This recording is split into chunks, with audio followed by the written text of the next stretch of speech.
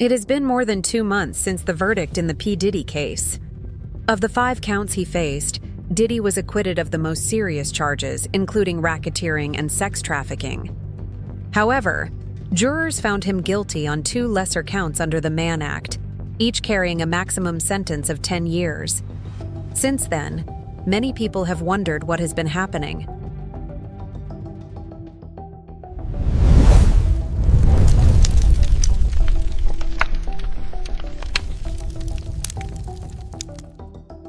Diddy remains in limbo as he awaits sentencing in October. Public reaction to the verdict was intense. Many were surprised that he avoided the harshest charges. Rapper 50 Cent quickly mocked him online, posting, "Did he beat the feds? That boy's a bad man. Beat the Rico. He a gay John Gotti." Not everyone responded with jokes. Cassie, the central witness in the case, did not speak publicly, but her lawyer issued a statement praising her courage. He said Cassie helped secure the convictions and would continue advocating for survivors. Her testimony was among the trial's most powerful moments, and she views the verdict as only the beginning. Singer Dawn Richard, formerly of the girl group Danity Kane, also spoke out.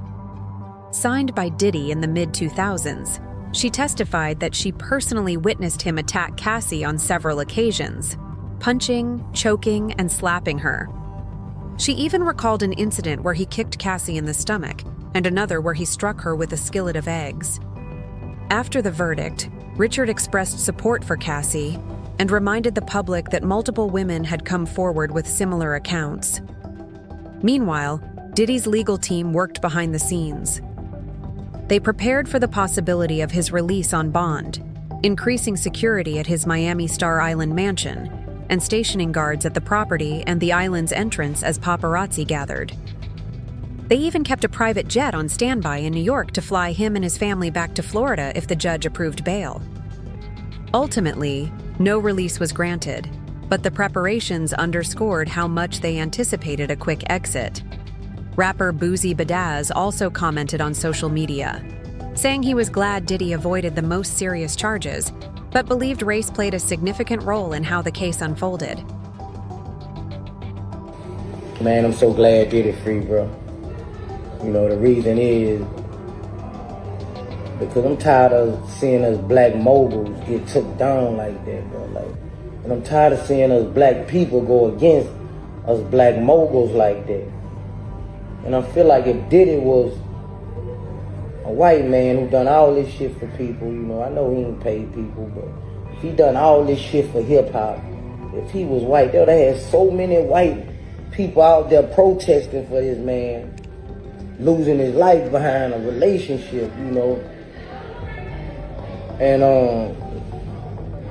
people always, Boosie was on Diddy's side. Nah, it ain't that. It's because I'm thinking about 7 children. Y'all thinking about one person. I'm thinking about these 7 kids who've been in my kids' position. Not knowing if your daddy gonna come home or not is a burden on the child. So all y'all was like, no, I'm thinking about them damn children, man. So man, I'm glad he's free, bro. You know, like I've been said, I don't feel he was guilty of nothing. You know, nothing but domestic violence. You know, but the court spoke, man, and man, I'm happy that dude children, man. I know his feeling right now, bro. I'm just happy for them children, man. So, you know, Diddy, sit your ass down somewhere. That's what you need to do. Grab Stevie J and your children and get the fuck on. Boosie essentially said that if Diddy were a white man, he would have received more public support and would never have been dragged through the mud like this. His view echoes a belief shared by many that Diddy was set up. It's clear Diddy likely angered powerful people, regardless of race. From the start, he has operated independently. If he had maintained stronger ties with his peers, more of them would have defended him publicly, which never really happened. Kanye West was one of the few who spoke out, but his motives seemed driven by publicity. Boosie is right that the public hasn't rallied behind Diddy. But that appears to have more to do with the reputation Diddy built for himself than with any conspiracy against him. Immediately after the verdict, Diddy's legal team pushed hard for his release. By then, he had already spent 9 months in custody.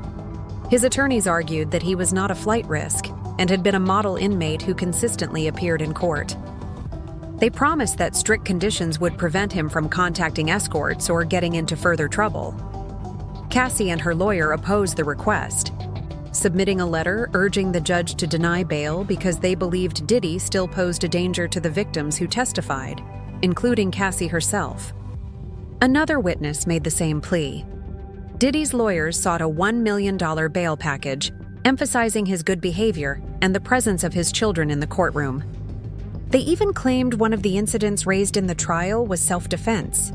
The judge was unconvinced, pointing to video evidence of Diddy assaulting Cassie and testimony from a Jane Doe who described further violence, even after federal raids on his homes in 2024.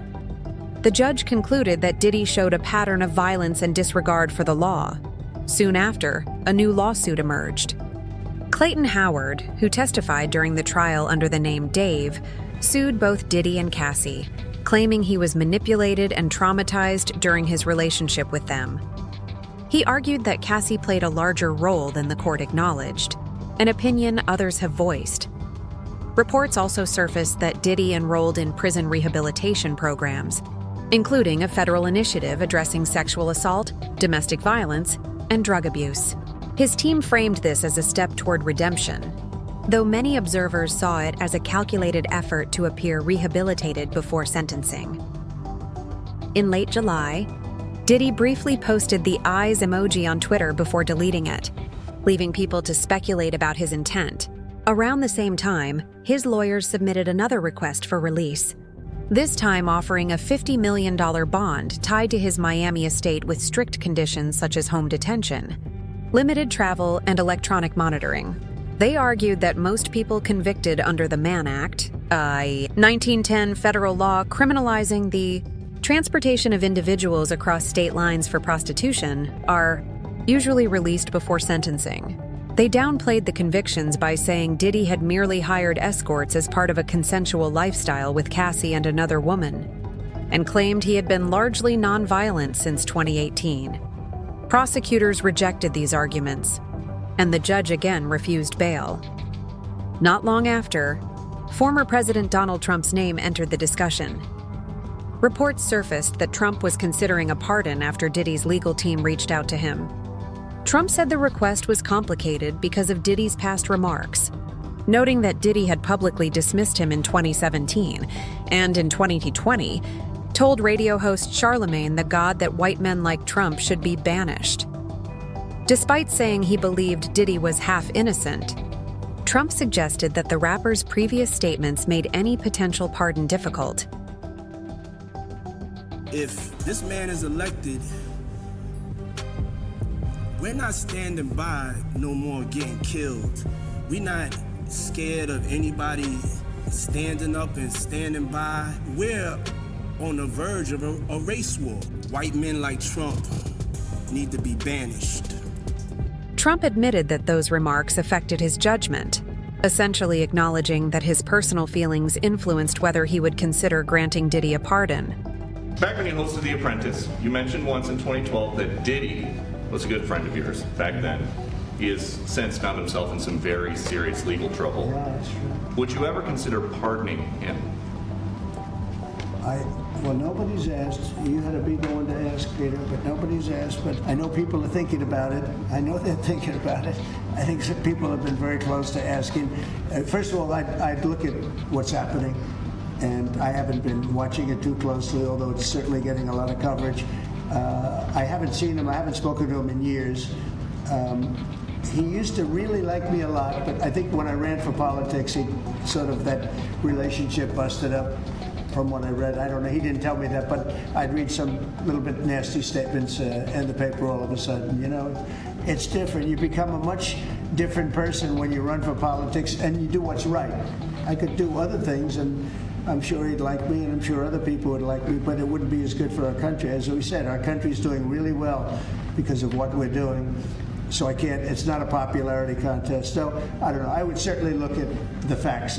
If I think somebody was mistreated, whether they like me or don't like me, it wouldn't have any impact on me. Although Trump and Diddy had been friendly years ago, it's very unlikely that Trump will grant a pardon. Despite speculation, the judge remained firm and denied Diddy's bail for the second time, effectively ending any hope of release before sentencing. Even with these setbacks, Diddy's attorney spoke in August about plans for life after prison. His legal team said he is focused on reuniting with his family, caring for his mother, and eventually returning to the stage. One of his goals is a major comeback performance at Madison Square Garden. Initially devastated by his arrest, Diddy now appears mentally prepared for a more positive outcome. In late August, his lawyers moved to have the 2 convictions thrown out and requested a new trial. They argued that the charges were misapplied because Diddy never profited from the acts in question and never personally transported anyone. They portrayed him as a voyeur who simply recorded and watched, even likening him to an adult film producer. Prosecutors quickly dismissed the motion as baseless. They said the jury had ample evidence and described Diddy as the mastermind who orchestrated every aspect of his so-called freak-offs. They emphasized that many encounters were never filmed and, when they were, the women often had no idea they were being recorded. To the government, it was exploitation, not entertainment. As of now, Diddy remains behind bars awaiting sentencing. He faces a maximum of 20 years, but prosecutors estimate a sentence of roughly 51 to 63 months, about 4 to 5 years, with credit for time served. That could mean as little as 2 to 3 more years in prison. Considering the gravity of the case, that outcome would be a relative victory for Diddy, one that neither he nor the public likely expected.